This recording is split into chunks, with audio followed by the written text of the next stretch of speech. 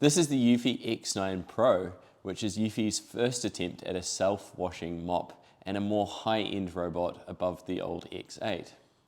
It is a very, very impressive mop, and it did probably the best of any mopping robot that we've ever tested, so it's great at that.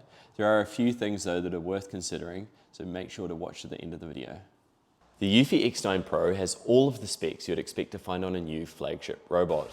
It has 5,500 pascals of suction, LiDAR navigation, secondary object avoidance, and a mopping system. There is one feature that is a glaring miss though. The auto clean station only washes the mopping pads and charges the robot. However, it does not empty the dirt from the dustbin. There are a few other, let's call them peculiarities, that I will mention throughout the video too. I want to be clear though, I'm mentioning them because I want to share what I've learned, and overall they're pretty minor, and I actually do really like this robot. The X9 is clearly very focused on mopping. There are a couple of interesting things about how it mops too. It doesn't have an onboard water tank, and it instead relies on the station to soak the pads. Eufy are also claiming that it exerts over 1 kilogram of downforce on the rotating mopping pads. At face value, I thought that the lack of onboard water tanks would be a big problem. However, it was quickly evident it was using plenty of water, although I was still suspicious of those downforce claims. So we're about to do the mopping tests on the X9 Pro.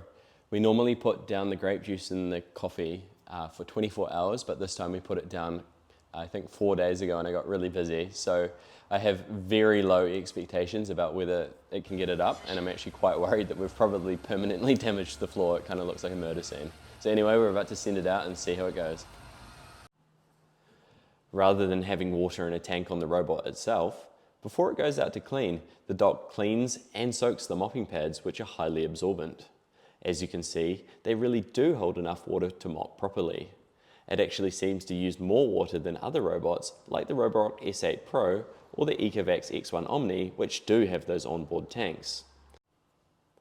I expected this to be a con, but I think not having an onboard water tank may end up being better, as they are one of the biggest failure points on robot mops. The robot is also very solid and heavy. They've clearly got the balance just right to get that 1 kilogram of downforce, which is evident in the cleaning performance. So, as you can see, it's done one pass now, and it has actually shocked me because I didn't expect it to get anything. It was completely baked on after 4 days, and not to mention that we'd actually accidentally put down almost double as much liquid and stuff for it to pick up. So this is actually a really good result, and I suspect that on the second pass, it will probably get it all.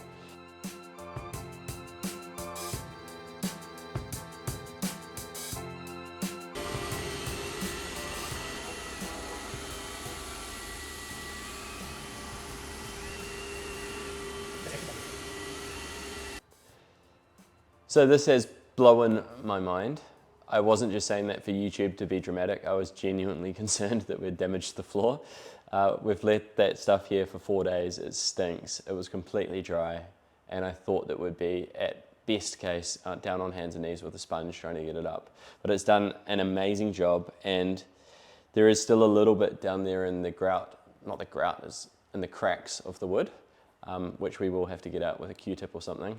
But it has done amazingly good, and I think it's probably the best robot mop that I've ever seen. So it's finished its mopping, and it's taken itself back to base to wash its mopping pads. Obviously, with all of that grape juice and coffee, its mopping pads were to saturation point, so they were absolutely filthy. So we're about to flip it over and see how well it has done at washing itself. It looks like it's done a pretty good job. There's actually very little discoloration to the mopping pads in themselves. So I just wanted to show you the importance of the self-washing mop. All of this stuff here was on the floor just a minute ago. It has a mop lifting function, which automatically raises the mop 12 millimeters when it drives onto carpet. This is slightly higher than similar competitors, and it works well. This is an absolutely essential feature if you have a mixture of hard floors and carpet or rugs. It's worth noting that it raises the mop any time it isn't actively mopping, so if it's just returning to the base to wash a dirty mop, it won't spread dirt between rooms. At 5,500 pascals of suction, it is still a serious vacuum. It is noticeably quiet at only 65 decibels on maximum mode, so you can comfortably use it while you're home. It is D-shaped, which is designed to get right into the corners. However, when you flip it over, you'll note that the roller brush is not full width, so it will get a similar distance to walls and corners as a round robot. It has a single rubber roller brush and a single side brush, which seems well configured. On our vacuuming tests, it did well, about the same as the Dreamy L10S Ultra, Eufy X9 Omni, or the Roborock S7 Max V. It seems to push the hair towards the hub of the roller, which did cause the roller to get jammed during my test due to how much hair I'd put down. It was super easy to clear though, and I managed to do it with one hand while filming myself. Overall, the vacuuming performance is a huge step up from the Eufy X8 or any other Eufy robot. The biggest con in the vacuuming department is the lack of auto-emptying function on the dock, and the fact that the onboard container is only 410 mils, which means you'll have to empty it fairly regularly, particularly if you have pets. Carpet also tends to shed a little and hold a lot more dust, so while it is good at cleaning on carpet, for this reason alone, I think this robot is better suited to homes with predominantly hard flooring. The robot has a carpet boost function, so that regardless of the current setting, it will select the full 5,500 pascals of suction when it's on carpet. This is cool, but for some reason, the app won't allow me to select the full suction on hard floors. I suspect that this may be fixed with a software update because my testing has been done pre-release. The Eufy Clean app also has a lot of improvements and is now very similar in layout to the Roborock or Dreamy apps. It has all the features such as no-go zones or virtual walls to stop the robot going specific places without needing to put a physical barrier in. You can, of course, set schedules and customize how you want the robot to clean your home. The navigation is good and it has efficient coverage of the area. The cleaning pattern is similar to other LiDAR robots, where it will clean the perimeter of the room first, then clean the middle of the room in perfectly parallel, slightly overlapping straight lines. The X9 Pro is very solid, like the iRobot S9, and the build quality feels very good too. I absolutely love the design. It's easily my favorite robot looking cleaner to date.